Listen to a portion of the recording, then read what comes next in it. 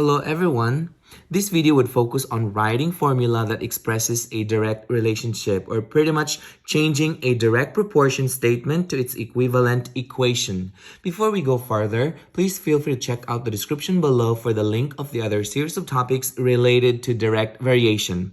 Before we go over these examples we have right here, let's have a review on the basic information about direct variation.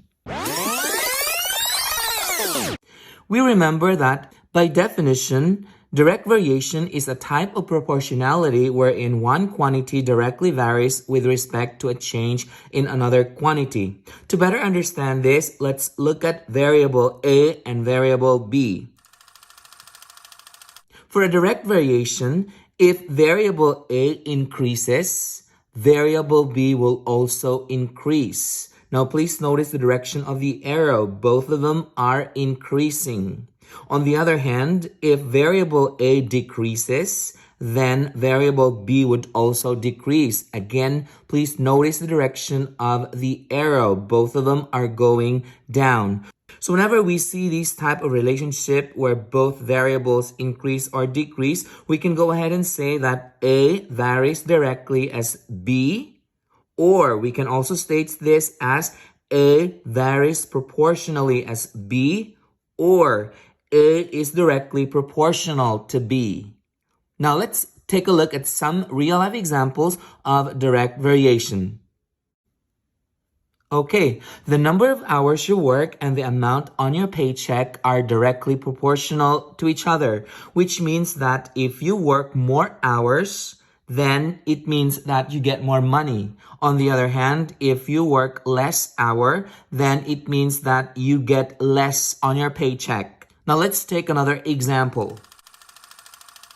The speed of a car and the distance traveled in a certain amount of time are directly proportional to each other, which means that if a car travels faster, then it can travel more distance. It can cover more distance at a given certain time. On the other hand, if a car travels slower speed, then it can cover less distance. This tells us that the speed of a car is directly proportional to the distance it traveled at a certain amount of time.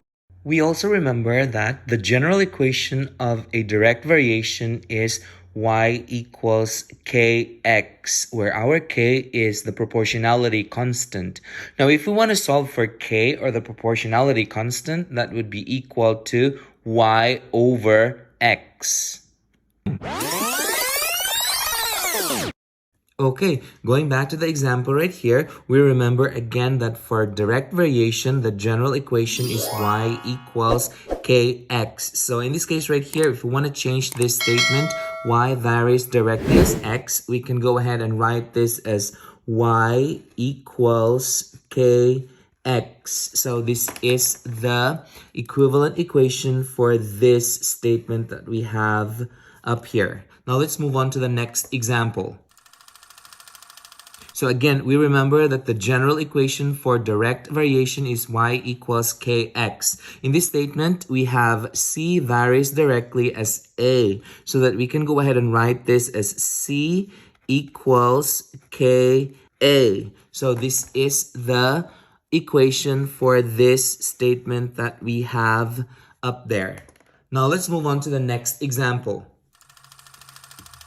At this time, I would encourage you to pause this video and try this problem out on your own. And when you're done, unpause it and check your answer. Okay, so we go over the problem here. Again, we remember that the general equation for direct variation is y equals kx. So in this statement right here, m is directly proportional to h. So I'm going to go ahead and write m equals kh. So this is the equation for this statement. Did you get the same answer as this? Good. Perfect. Now let's move on to the next example. At this time, I would encourage you to pause this video and try this problem out on your own. And when you're done, unpause it and check your answer.